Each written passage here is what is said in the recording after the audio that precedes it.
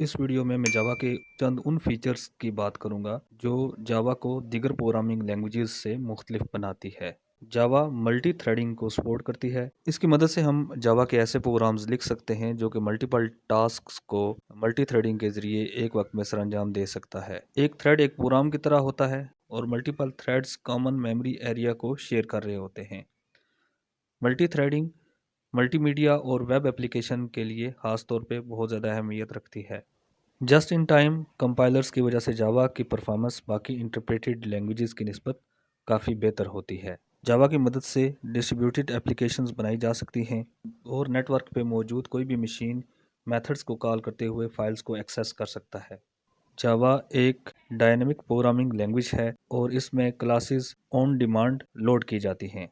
जावा का byte code हम किसी भी प्लेटफॉर्म पे लेके जा सकते हैं, इसलिए ये एक पोर्टेबल प्रोग्रामिंग लैंग्वेज है। आज की वीडियो में इतना ही। अगली वीडियो में मैं जावा वर्चुअल मशीन यानी JVM के बारे में बात करूंगा।